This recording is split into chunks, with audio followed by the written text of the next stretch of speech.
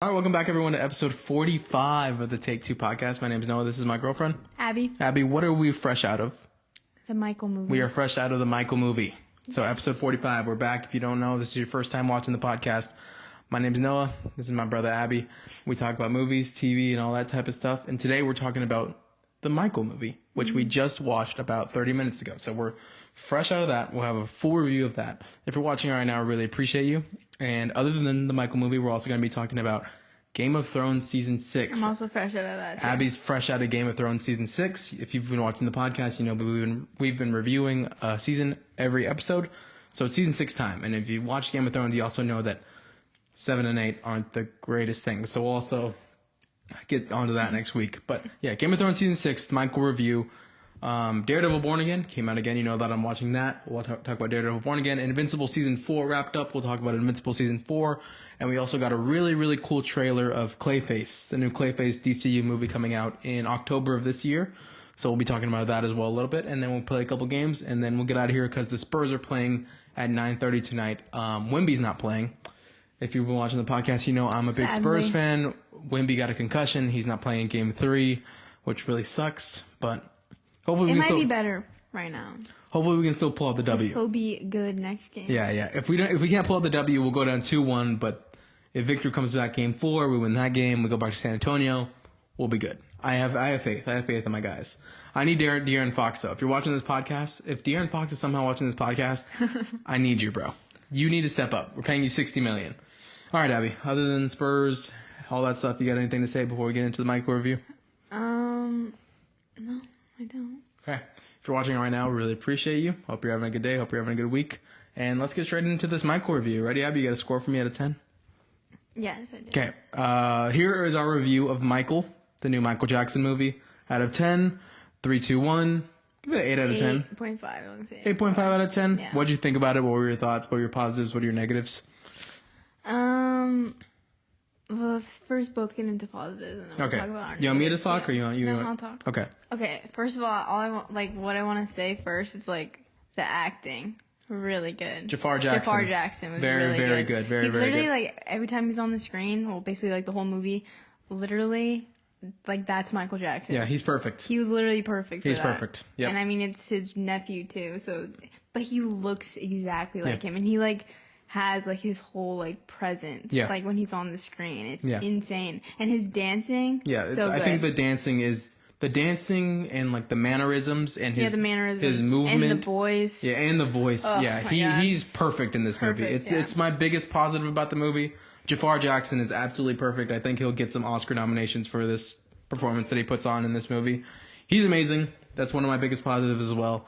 And spoilers, if you haven't seen the movie, go see it. It's a good movie. If you haven't seen the movie, go see the movie. It's a good movie. But another positive that I have is also connected with the acting. This is a two-parter. Hopefully going to be a two-parter. If you've watched the movie, you know what we're talking about.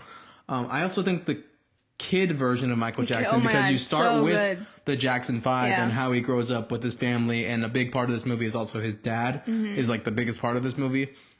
So Jafar Jackson when he's older, but also the kid does a really, really good job. I don't know his name, but he's really good as well. Very good. Yeah. Really good child actor, for sure. Yeah, so the acting is my favorite part of the movie. Also the music, his mannerisms, the way he sounds, his dancing. It's just takes. And the way he's singing, I'm sure he's lip singing. I don't know if he's singing. Maybe it's also they do that in biopics though. They combine the real actor's voice with the actual track, but he did all the singing good, the lip syncing. Yeah, really good. I also think it's cut really well because when you get the montages of him making his own solo albums or them singing on stage, there's little cuts of the actual soundtrack and they're performing, and then it's him in the studio. Yeah, I love. So that's also really good. But yeah, biggest positive of the movie, it's the acting. Jafar Jackson, the kid that plays Michael Jackson.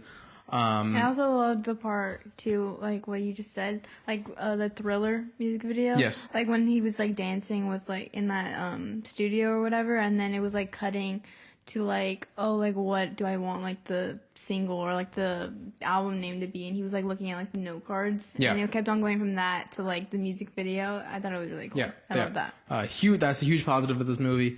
Other huge positive is I think first half of this movie, it really sets the tone of really showing what Michael Jackson's life was like and what kind of person he was, and why he's the way he is, the cause and effect of like his dad putting him through the Jackson 5 stuff and I guess like making him a star. But what comes with being a star, like you can tell that he wasn't allowed to have real friends. Like, and another big emphasis of this movie, and it actually adds some comedy into it, is that Michael literally starts getting like random ass animals in his house because he's not like friends. that's his not coping mechanism, but like that's what he goes to because he can't really hang out with real people because he's such a star. So that's another big positive of the movie. I felt like is like I took something away from me about Michael Jackson, like.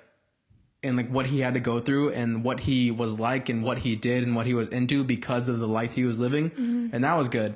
And another, it's like that for like a lot of celebrities. It really puts you in the shoes of what it's like to be a celebrity because a lot of people out there would like, they're too famous to like have normal lives. Yeah. Would think like, I want to be Michael Jackson or I want to be the biggest star of all time. But in reality, it's a life only few people can live because it's insane. And you can't really like go anywhere by yourself either, or else you just get swarmed with a bunch of fans. Yeah. Another really big positive was something that it's like the overarching theme of this first movie because it's supposed to be a two-parter. If you've watched, you know what I'm talking about again.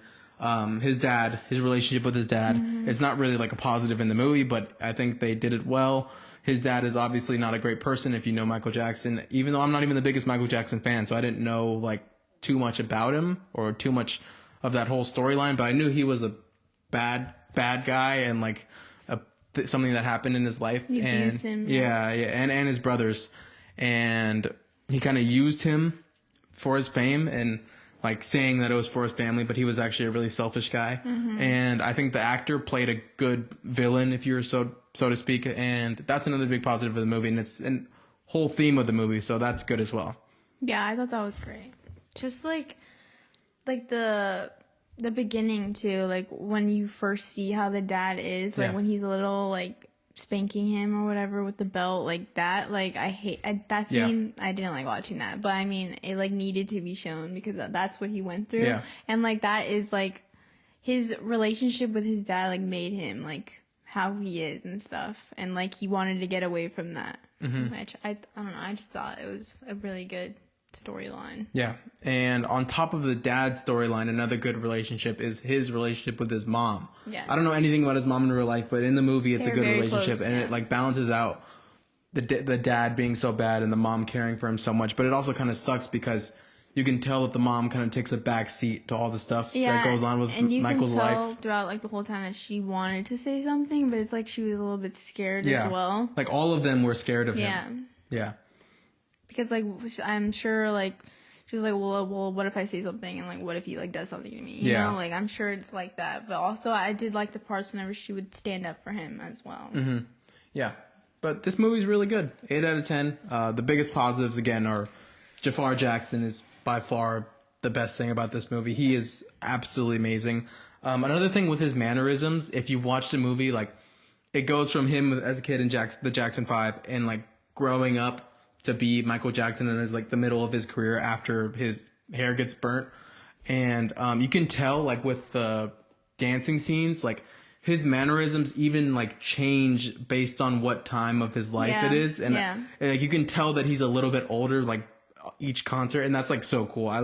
Like you can tell that he really, really like put the work in and studied and like went down for band with all of his uncle's manner. Like it's so he does such a good job. I love whenever actors do that. Like they're so into like their role and like they love like who they're playing. Obviously like that's his uncle, but like he's literally him. Yeah. He was literally him. Yeah. Literally perfect role for him. And me and Abby aren't even like the biggest Michael Jackson fans of all time. Like I obviously love Michael Jackson, but it's like even not being the biggest fan of Michael Jackson, it still feels like like that, and like you like that's him on the screen. Like you will know all these songs. Oh yeah, in obviously. The movie because like it's Michael Jackson. Who doesn't know him? He's literally like the biggest sensation ever. Yeah, and it was just I thought it was great. Yeah, I thought it was great.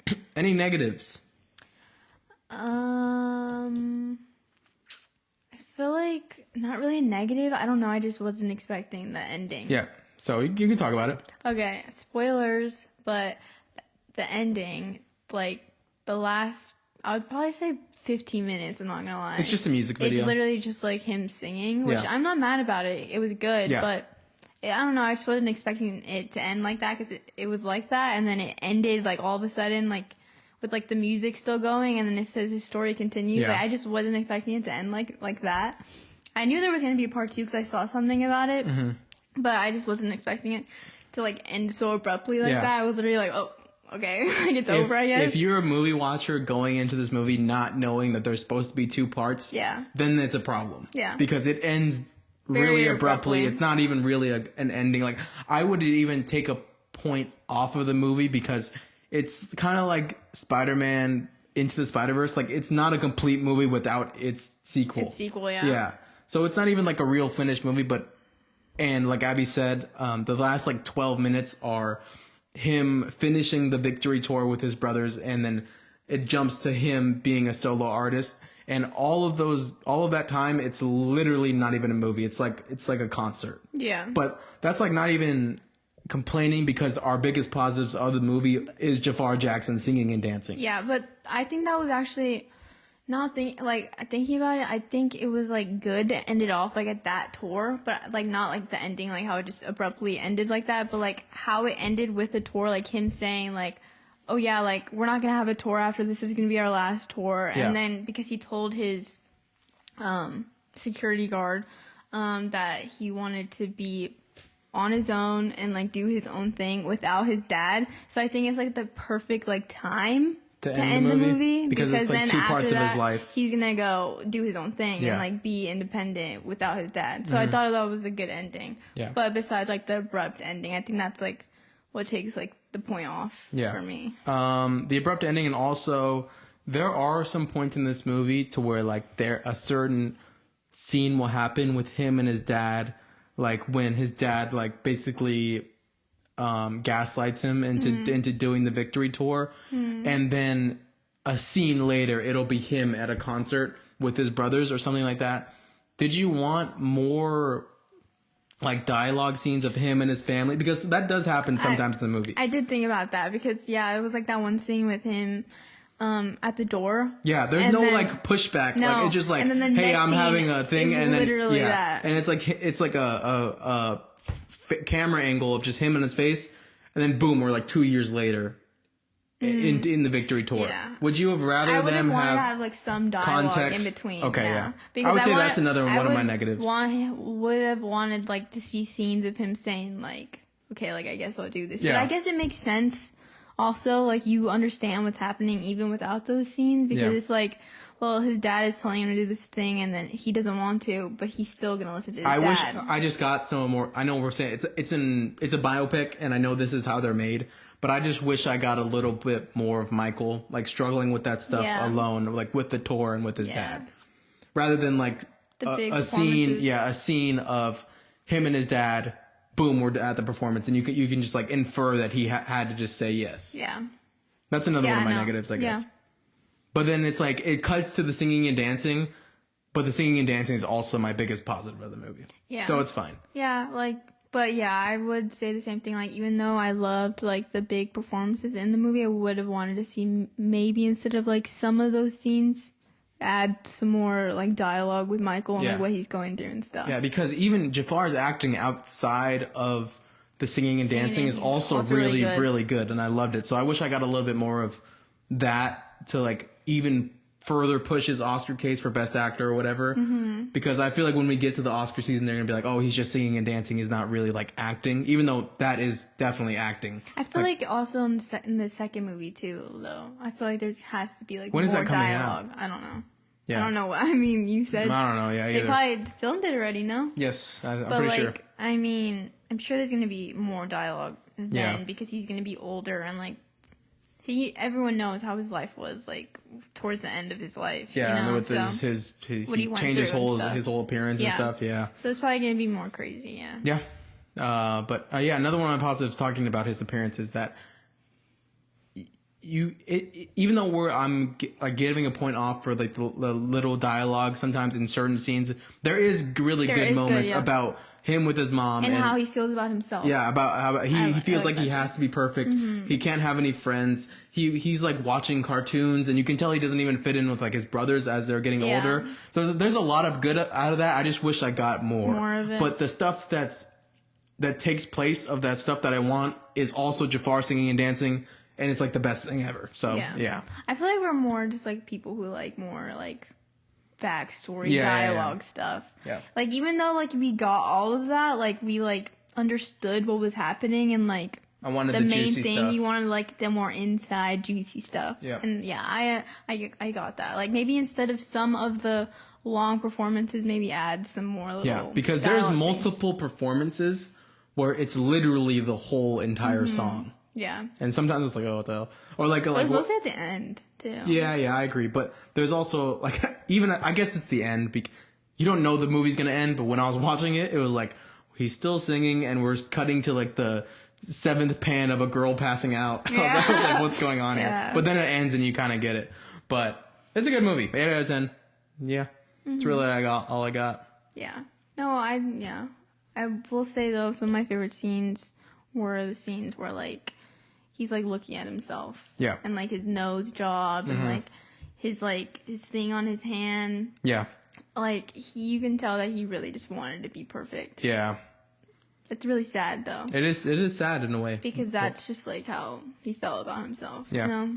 And it was like it's such a big thing. Obviously everyone knows how Michael Jackson like changed himself like throughout his career. So I just think it's really sad, and I'm sure we're gonna see way more of that too in the second movie. But Jafar Jackson is perfect in this movie. Like the infamous concert scene of when he's singing Billie Jean with the black like sparkly thing on with when he does his first moonwalk.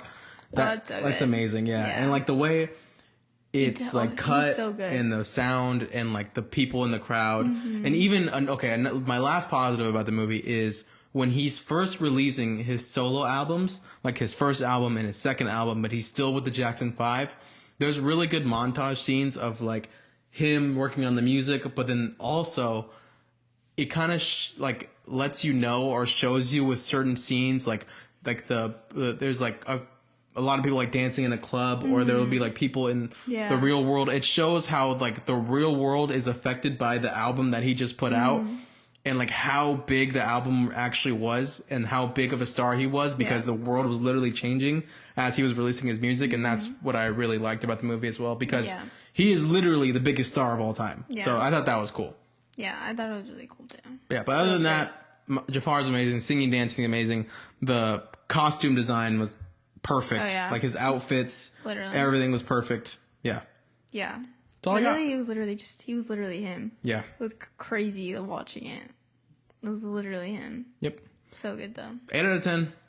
Could give it a 7.5. Could give it an 8.5. I give it an 8.5. That's good. It's not a complete movie. So, yeah. Yeah. All right. Anything else before we move on? Nope.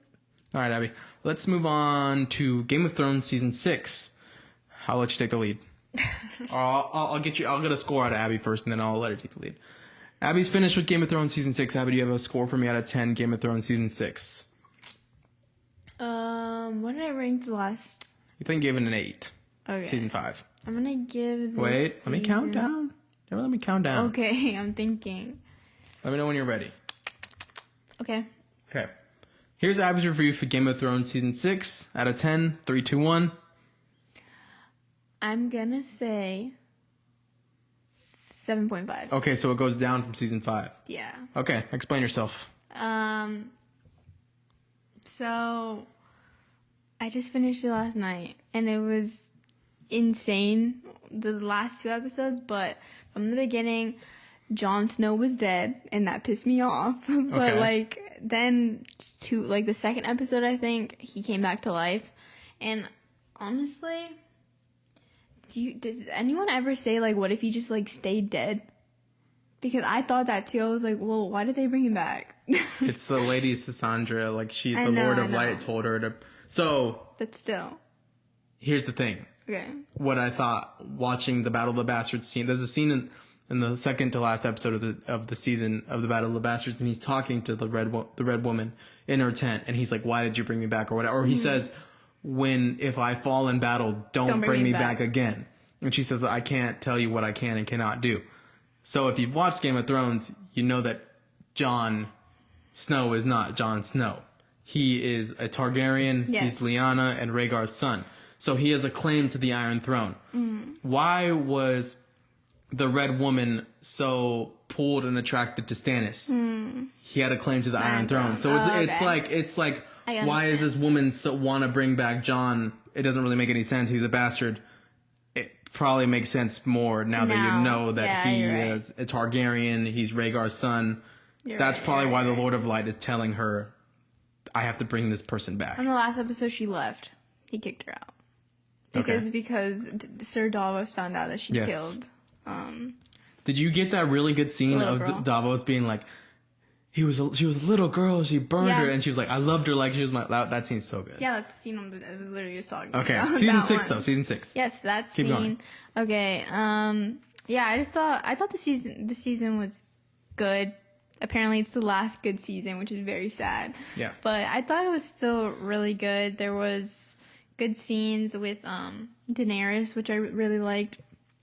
She got back with the Dothraki like had her for a little bit, and then she killed a bunch of them, and then she like came out in fire. There was so much aura. And now she has them like on her side. So she's just like, I don't even know. It's insane. She's rolling for sure. Yeah. What else? Jon. I just want to talk about the end. Go for it. That's fine. That's completely fine. Okay. Talk about the Battle of the Bastards. Talk about the Winds of Winter. Okay. Go for it.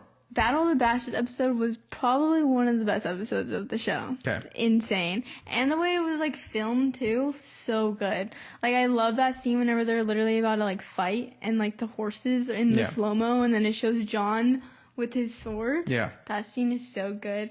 And just the episode. Well, what about before that? Before that, oh yeah, Rickon. Yep. Rickon. R.I.P. Rickon. He had like no chance though. It was just not fair at all. No. I hate Ramsay so much. Yep. That just seems so pointless to me because Ramsay was literally standing there on his horse the whole time. So annoying. Like while Jon was like fighting and all of his men and all of Ramsay's men, but he was literally just watching the whole time. And then he ran whenever he saw Jon. He's so annoying. And then he gets killed by Jon. Gets killed by his dogs. Sansa beats him in Jon beats him in a fight. But still, so good. Satisfying moment. Sansa feeding him to the dogs. Oh yeah, for sure, because he killed so many people with those dogs. Where do you rank the Battle of the Bastards fight out of all the fights so far in Game of Thrones? Hardhome. That was good too. Blackwater Bay, and I'll say Watchers of the Wall. Those three. Do you think it's better than all those three? Yeah. Okay. I might say that. Just because the scene's really good. Also, like, whenever Jon was, like, getting stepped on by everyone, and he was, like... He comes out. So there's a really cool parallel of Jon coming out of all the dead bodies, and when Daenerys is getting touched by all of the not the free folk, but the slaves. Oh, yeah. And they're all around him. Yeah, that's a good parallel. That's his auntie. Yeah. His auntie. Okay, so can I talk to you about some things that a lot of people have problems with the Battle of the Bastards? Yes. And rewatching it, I also have problems with it. Obviously, this is one of the most iconic parts of the show. No, actually, I do want to say something. I'm going to see if you're going to say it, though. Go for it. Jon just, like, wasn't getting hit, like, at all. Okay, yes, there's a lot by the arrows. Like, he was just missing every single one. That is one thing that I've told you. That the plot armor goes up and up every single season of Game of Thrones, because, like... And another thing in this season, Arya gets stabbed in the stomach and gets pushed into an infected water lake, really and she survives. Would have never happened in the first 4 seasons. But, yes, that's bad. The plot armor with Jon is bad in that fight. But it's shot well, and it's fun to watch, and it's cool. So the biggest problem with the Battle of the Bastards, the whole entire fight, is Sansa and the Knights of the Vale, and why Sansa wouldn't just tell Jon that she has all of the Knights of the Vale coming to help him. It's kind of like they just wanted their TV moment to where, like in Lord of the Rings, when Rohan comes and saves everyone. Yeah. But it actually makes no sense why Sansa wouldn't be like, hey, Jon, I have the Knights of the Vale on the way. It's like the dumbest thing ever. But I do. Well, how do you feel about that? Because people hate that. Yeah. I guess it's like, why didn't she say something? Yeah. Yeah. I don't know.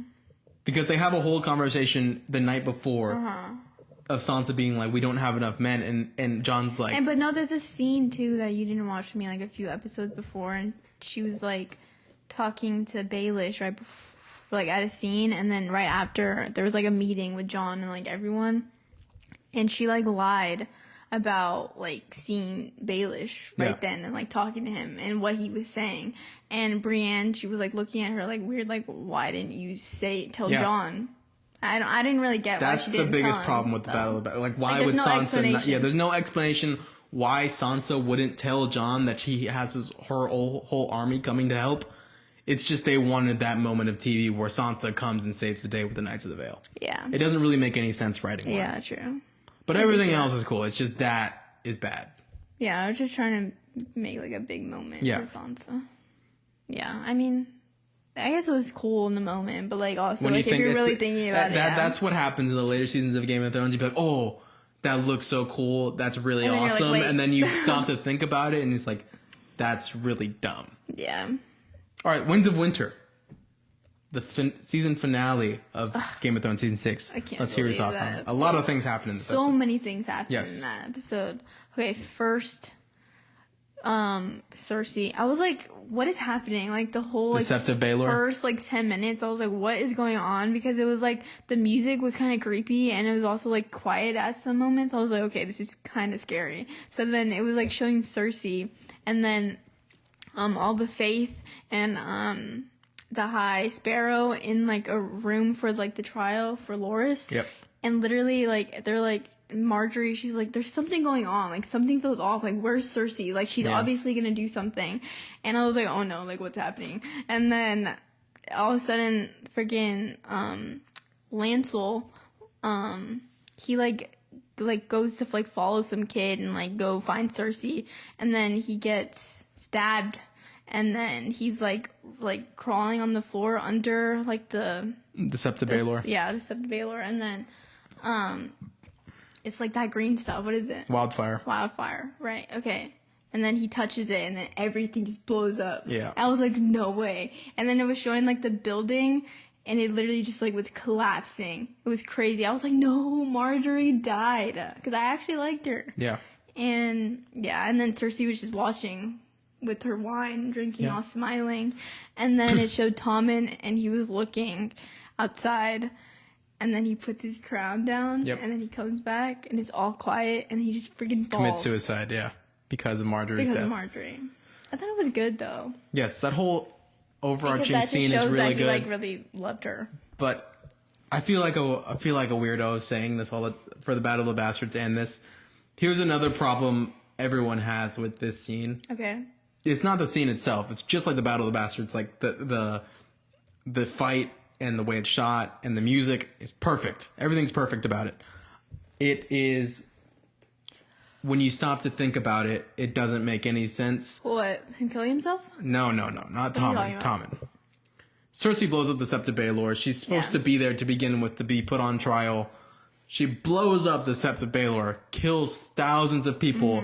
And then she gets put on the Iron Throne. Yeah, I thought about that too. I was like, how did that happen? There's no consequences for actions past season 4 of Game of Thrones. Does anyone know that she did it?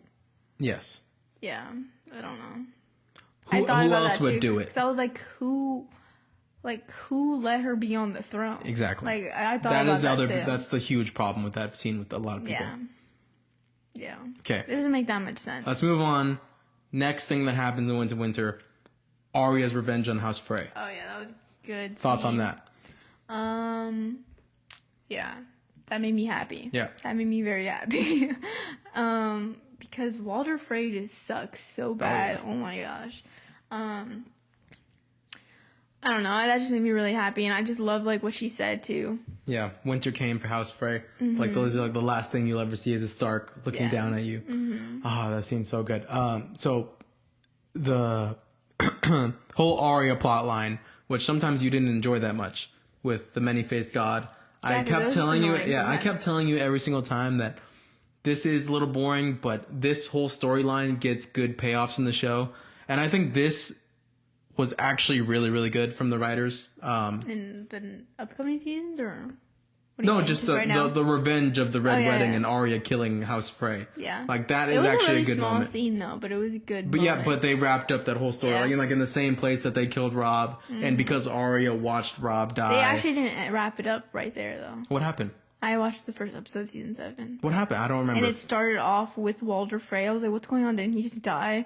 And then he's, like, talking to, like, all his men that were there at the Red Wedding. And he's like, giving this speech, like, oh, like, we killed all the Starks, like, y'all, I'm, like, he, like, gave them, like, drinks and stuff. And, you know what I'm talking about? He's like, you leave one wolf alive, none of the sheep are safe. Yeah. And it's Arya as Walder Frey, and they're all poisoned. Okay, and I thought they're all getting poisoned by their drink. Yeah, I thought that was the finale. No, it's just her killing Walder. Yeah, that's literally how the first episode of season 7 starts. Well, that's cool as well. Yeah. Okay, but her killing Walder Frey is still good. It's still a great scene. Yeah. Yeah. Okay. Final thing. What else happened? Obviously, you know what happened. The Ned flashback. Oh my god. And then the King of the North thing. Talk about it. Oh, the Ned flashback was so good. Because when he goes up there and Lyanna, she's like laying on the bed. Because she just gave birth. Promise me. She just gave birth to a baby. Go ahead, Abby. She just gave birth to a baby. And she was dying. And she was saying, promise me, Ned, to Ned. And she was like whispering. That was like the only thing you can hear her saying. And Bran, you can see his face. He was like, like as she was whispering to him. And then it shows the baby. And then right after that, it just shows Jon. One of the best moments in the show. Perfect scene. That was honestly perfect. With the music in the back. It tells like what just happened so well, like without like them saying anything. You know, that was so good. I can't believe that. I didn't expect that. I'm so surprised I didn't get spoiled for that. No, me too. There's so much stuff out there about like best Targaryens, or it's like all dark-haired Targaryens. It's like Jon, Baelor, Valar. It's so cool.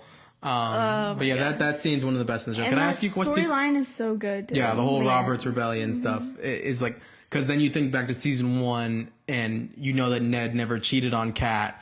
And Kat never knew when Robert she died. was so in love with Lyanna, but actually, and he thought that. I don't think she was in love with him. No, right? he thought, or Robert, even in season 1, he had like this idea of her that he has like an idea of Lyanna Stark and like how much they loved each other, but he was just so in love to where like even when he's old and in season 1 in Robert dialogue, he has scenes with Ned and he says like. Funny to think about it, I can't even remember what Lyanna Stark's face like looked like. He says he remembers more, like his fondest memories are killing Rhaegar and not with Lyanna. So it's like he was so in love with her, and he thought that Rhaegar captured her, but really Lyanna fell in love with Rhaegar in a castle like far, far away. Yeah, it's so good. I need a show on that like immediately. Yeah. I was watching a bunch of videos and like how like she really actually wasn't in love with him, but he like loved like this idea of her, and like he didn't really get to know her that well. He just kind of like loved like, I don't know what he saw, I guess, and that she really loved Rhaegar. Yeah, that's what I read. And I needed something on that too, because that's just so interesting. Yeah. And then, can I ask you a question? Before Ned goes up to the castle to see Lyanna, do you get the battle with Arthur Dayne? You see that in like episode 3. Oh, okay. I didn't even know that. Yeah, I like. That's so like cool. The start He's of that like the strongest of all time. Yeah, like the start of that. Yeah. Okay. So, but that scene is really good too, because it's Ned pulling up after the Battle of the Trident, where Robert kills Rhaegar. So he comes to Arthur Dayne, because Arthur Dayne is supposed to be Rhaegar's sworn protector, but he's protecting Lyanna. So it's like, why are you protecting Lyanna? But it's because Rhaegar loved her. And Ned pulls up after the battle, and he's like with his men. He's like, "Your prince is dead." And he's like, "Robert took him down on the Trident." It's so cool. Yeah. And he's like, he wouldn't have if we were there. That scene's so cool. And then he takes him on with 2 swords. Even though I'm like really into the lore and like the fan base of Game of Thrones, people hate that he has 2 swords. But we'll get into that later. But he's cool. He's really, really cool. Yeah. But yeah, the whole thing with Jon, Lyanna, Ned, and then you go back to season 1 with all the stuff with Ned and Kat, and like wondering who John's mom is. It's all perfect. Yeah, she like never. That makes me so sad too. Yeah. Because she like never knew that he didn't cheat on her. Yeah. She hated John so much because of that. Yeah, and John still has no idea. Yeah. He's lived his whole life as a bastard. Ned is such a good guy. Favorite character in the show. Such a good guy. Yeah, that's why I need a spin-off series on him. Okay. And then also the casting of young Ned. Yeah. Insane. It looks just like him. Yeah. And right after that, you get the John King of the North stuff. How do you feel about John being King of the North now? And that scene in general. I just think John is just like the definition of like a perfect leader. Yep. So I was happy about it. I thought it was cool. What? No, yeah, you're right. It's just sometimes. I mean, sometimes, yeah. I mean, sometimes John doesn't want it. Yeah. But I mean, he is. Though. But he is that. He is that. He's literally that. I can tell. Yeah, he doesn't want to be that, but that is what he is. But that's also such a good like resemblance of his character because he's like, no, I'm a bastard. Yeah. I can't do this. But all of his actions are like he's Prince Rhaegar's son because he literally is. So like it's like his whole life he's been living as a bastard, but he's been. It's like he's meant for this. He's meant for it because he literally is Lyanna Stark and Rhaegar's son. Yeah. It's so good. Yeah, John's such a great character. Dark-haired Targaryen. Yeah. I was gonna say black-haired, dark-haired. But that's all right, cool. But yeah, any more thoughts on season 6? Well, what else happened? That's really like. Yeah, you really watched it all without me, except the Battle of the Bastards. Yeah. Yeah. Well, Dany's was heading to Dragonstone. That was at the end. Yep. But I already saw that in the beginning of season 7. Okay. So yeah, it was good. It was good. 7.5 out of 10. Mm-hmm. Yeah, pretty cool. Top 3 favorite characters. Top 3 least favorite characters in the season. Yep. Top 3 characters: Daenerys, Jon, and I'm gonna say Arya. Honestly, Arya. I was also gonna say Sansa. What about Theon? Theon was really good, but I feel like we barely saw that much of him, honestly. Top 3 least favorite characters. We saw a lot of Arya, so it made me kind of like love her a little bit more. Top 3 least favorite characters? Ramsay? Least favorite, Ramsay. You hate Ramsay. Oh, I hate him so bad. Yeah. So bad. He's literally worse than Joffrey, in my opinion. Agreed. Just because I feel like we've seen more. After rewatching it, I agree 100%. He's terrible. Even though they're both terrible, but still. Who else? I guess. Died. No, I didn't. I don't know, honestly. I just think Ramsay, Roose, and... Roose is pretty bad. Let's just say Stannis because he burns his daughter. That was that in season 6? I thought it was. Is it not? Okay, let's not say Stannis. Let's say... 6. No, that was in season 5. Season 5? Okay, let's say then... I guess... Who else is bad? Is Roose in season 6? He's in season 6, yes, right? he dies. Let's just say Roose just because he stabbed Robb Stark. And let's say... I kind of hate... Cersei. Let's just say Cersei. Oh, yeah, Cersei's pretty bad. All right. Let's move on. Let's talk about... Oh, wait, no. The freaking High Sparrow kind of pissed me off, too. I don't know anything about that. He's annoying. Is that the guys in the masks? No, that's the... With the faith. That old man. Oh, yeah. I'm not going to lie. I'm not tapped into that. Yeah, like, I was boring because he was annoying. That took a point off the season for you or what? Yeah. I don't know. I hated the faith so bad, and, like, how they, like, all went to jail and stuff was so annoying. Yeah. But whatever. Okay, let's move on to Daredevil Born Again. Okay, I'll talk a little bit about Daredevil Born Again, then we'll get to Invincible Season 4, then Clayface, and then we'll wrap it up because the Spurs are going to start in 8 minutes. Daredevil Born Again, Episode 6, really, really good. Really, really good. The season's awesome. It keeps getting better. Every single episode of Daredevil Born Again is better and better and better. If you know I watch, if you know I didn't like the last season, this season's been amazing. Quick recap. They saved Dex. All the people are riding against Fisk. Fisk is going crazy. You get a really, really cool scene of Karen wanting to kill Dex really, really bad. And that's not Karen. Karen's usually not like that, but you can tell that she is so mentally unstable because of Foggy's death. And there's a good scene of her like literally about to shoot Dex in the head. And Matt saves Dex, which is, again, like such a good contrast of Matt being a hero no matter what.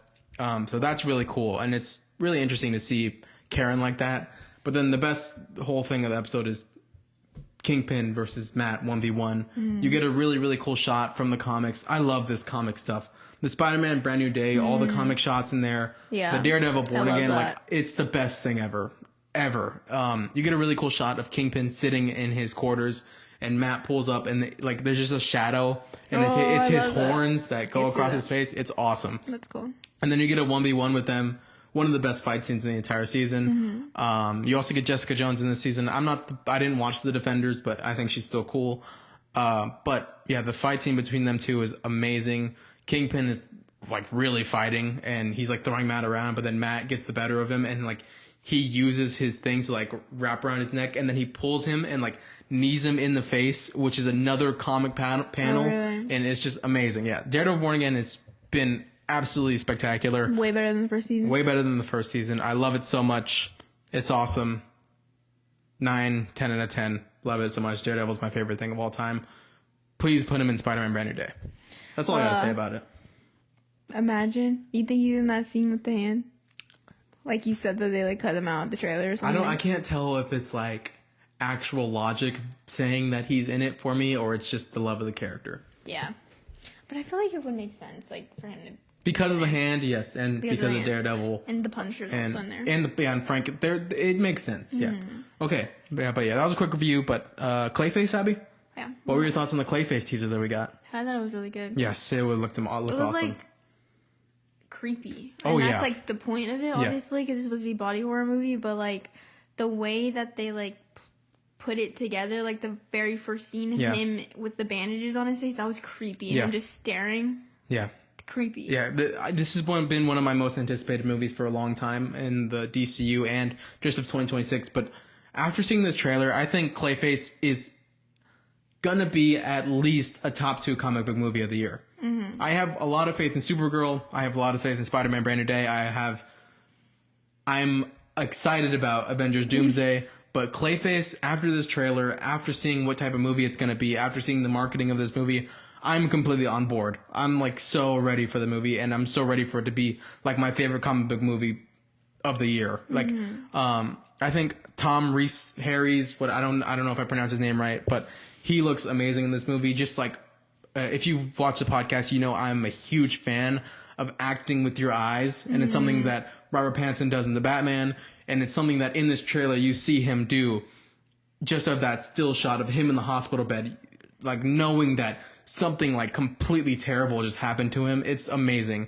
I see a lot of people like comparing it to the animated series. Yes. There's so many 1-to-1s of Batman the animated series, and like that scene where he's like pulling his face and it's like all covered. That was cool. Yeah, I love it so much. Yeah.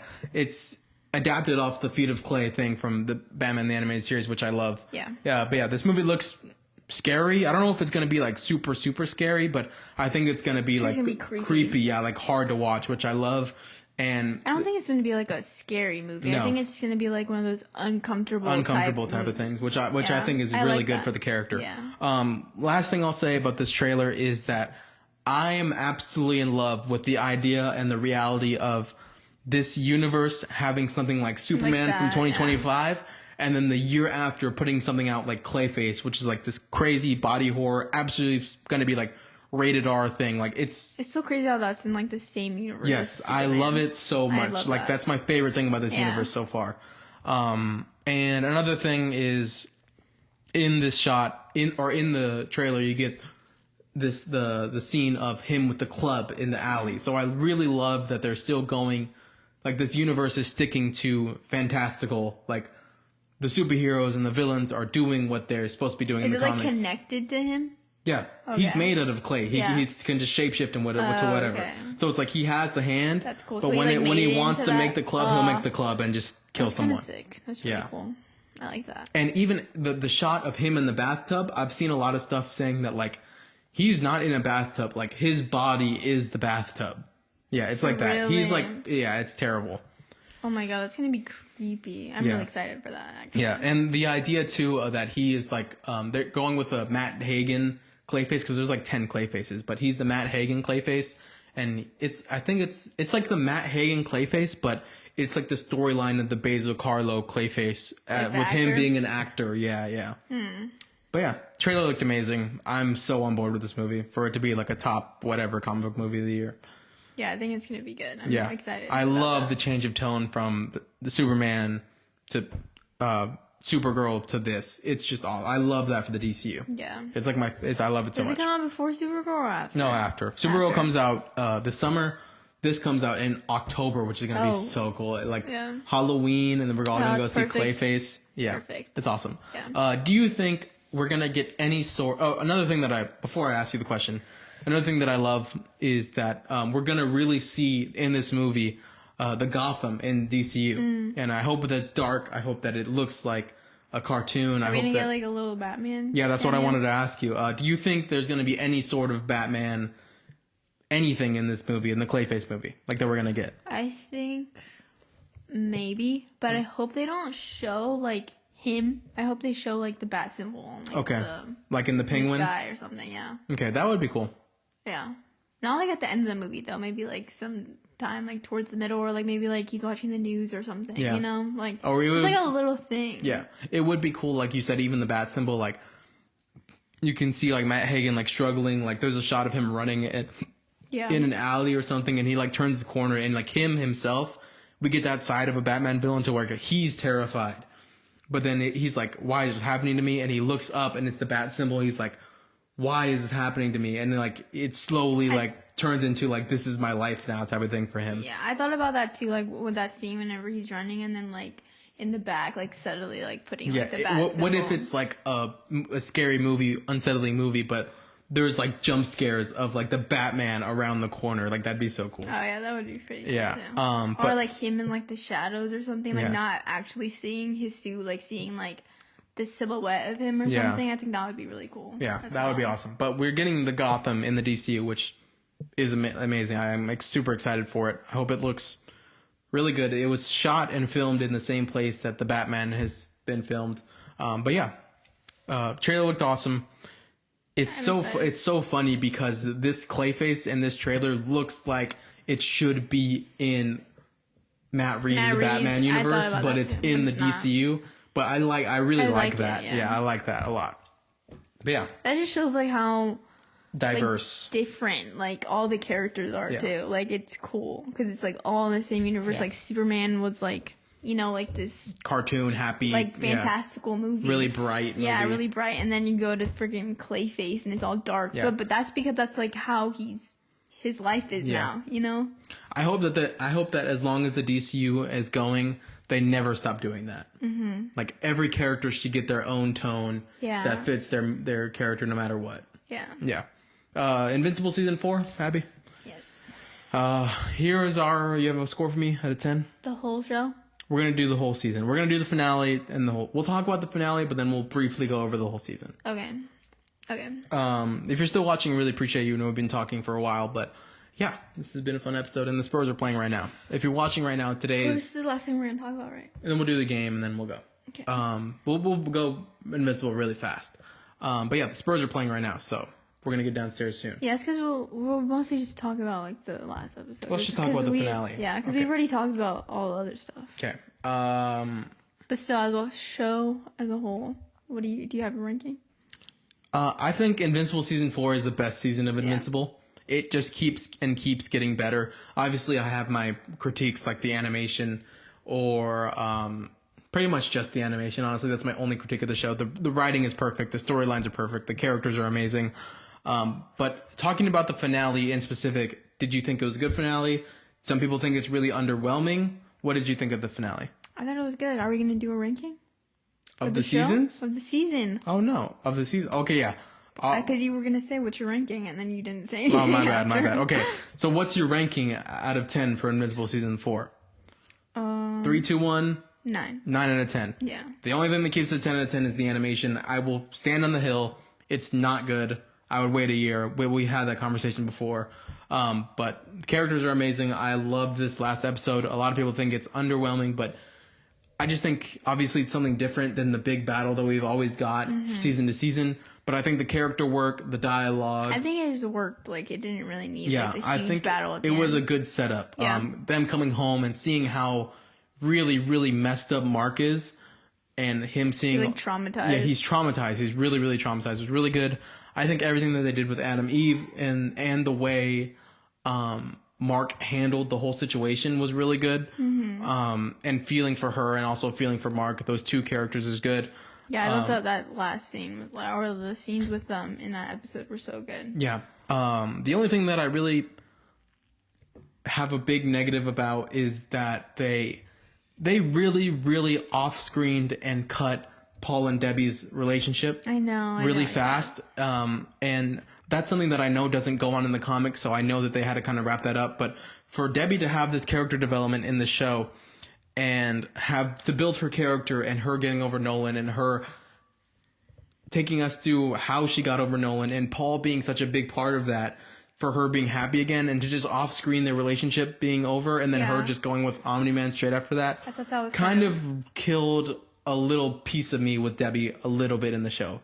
With Debbie? Not with Debbie, but like the way they handled the whole Debbie situation kind of upset me. What did you think about it?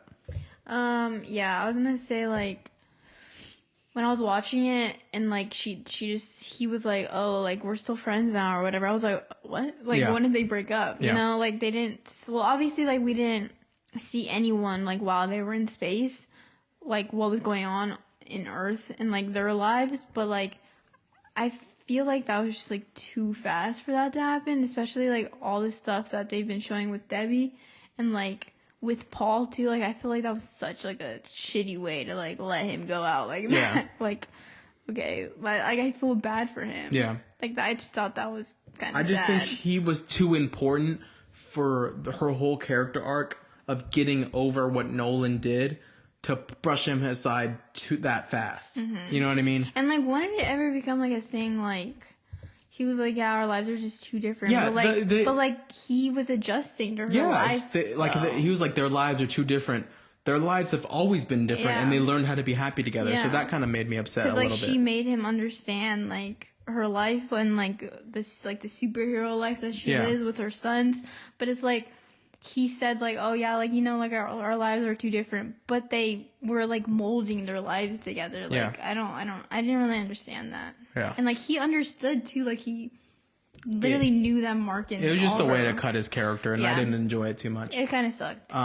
But the finale, when obviously Debbie leaves with Nolan, I'm not the happiest camper about it, but I'm still happy that in the season so far, Debbie is still being mean to him. Yeah. Be mean to Nolan as long as you can. It's her boundaries. Yeah. Against him.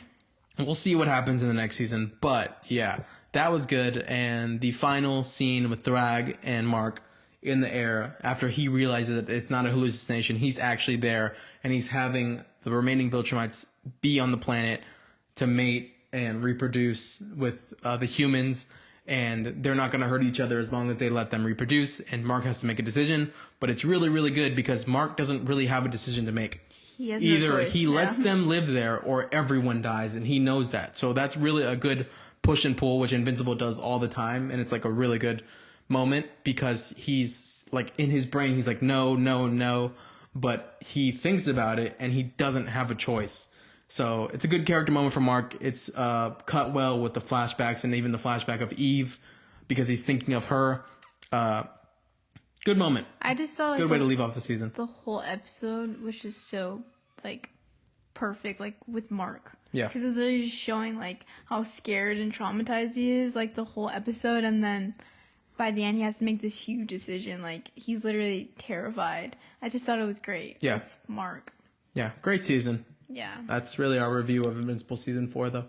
Let us know what you thought of Invincible Season 4. Let us know what you thought about all the stuff we've been talking about. Abby, you want to play your game, then we can get out of here? Mm-hmm. Okay. Okay. One game. What happened to your laptop? It died? No, but I just want to watch the Spurs game, honestly. Okay, let me just do this real quick, then. I'll probably cut it a little bit short. Okay, blind ranking Game of Thrones characters. Okay, let's do it. First one, Brienne of Tarth. Out of all... Yeah, I put Brienne, like, a little bit random. How many? You didn't even tell me how many. 7. Okay, 7 characters. Out of all characters in Game of Thrones, Brienne is a lot. Brienne is definitely up there. She's very loyal. She has a good character. She has good dialogue. I'll put her in the upper half of my list. I'll go... No, because it's an odd number. I'll go 4. 4. Okay. I think that's a good spot for her. What were you going to say? 3, but then I thought that was too high. Okay. Number 4. Okay. Next one, Jorah Mormont. He's under Brienne. I'll put him at 5. Okay. Why? I don't know. I just feel like you just like Brienne more? I like Brienne more. I think Brienne's more loyal. Even though Jorah's really, really loyal, he did what did he do? He was like a secret spy for Gannon or stuff. So like just because of that, even though he tries to make up for it, I'll still go Brienne. Okay. Next one, Robert Baratheon. Robert Baratheon. See, like this is. I think of Robert Baratheon because of Robert's Rebellion, and I think of all of that cool stuff that he did. But this is a Game of Thrones list. Yeah. And he's only in season 1, and he's the reason why Ned goes to King's Landing and dies. I'll put Robert at 6 under those characters. Okay. Okay, next. Jamie will go higher. So how many do I have? 1, 2, 3, and 7. Yes. That's 4 characters. Jamie will go 2. Jamie has really good character development. Jamie seasons 1 through 4 is really awesome. Good. Yeah. Which I'm really scared of what they're gonna do, and like, I don't know. Next, Sansa. Sansa will go 3, right under Jamie. Sansa is also another character that goes through it like the most in all of Game of Thrones. Like she goes through so much. She has so much development. She's so mistreated, and she's just a great character. Okay, next one, Oberyn. So I only have 1 and 7. I kind of have to put him at 7. Oberyn is in like 1/2 of season 4. Even though he's a great character, and I love the way he fights for Elia and his house, he just doesn't have the screen time to be 1. Yeah. All right, give him my 1 spot. Okay. Ned Stark. Oh, perfect. Yeah, perfect. Yeah, perfect. He's also only in season 1, but my favorite character in all of Game of Thrones. I thought that was a good list. Yeah, I was a good list. Rated it like that too. All right. Screw it. Let's just do my game. Let's do my game. My thing will turn on. If it doesn't turn on in 5 seconds, we're gonna end the pod. 3. Did it die? I think so. My laptop died, guys. But okay, we'll do it next time. That's going to do it for episode 45 of the Take Two Podcast. Let us know what you thought about the things we talked about today. Leave a comment, leave a like. We'd really appreciate it. We're trying to hit 1,000 followers on TikTok, so follow that. Link in the description. If you're watching right now, today is Friday. The Spurs are playing right now, so leave a comment. If the Spurs win or lose, you'll know before I do. Or if you like the Trailblazers. If you like the Blazers for some reason, you can make fun of me if they lose. But that's gonna do it for episode 45 of the Take Two Podcast. Really appreciate you for being here. Hope you're having a good day. Hope you're having a good year. Thanks hope you're having a good life. We'll be back next week for Game of Thrones season 7 and Daredevil Born Again, and I'll talk about The Boys next episode as well. But yeah, that's gonna do it. See you guys next time. Bye. Bye, guys.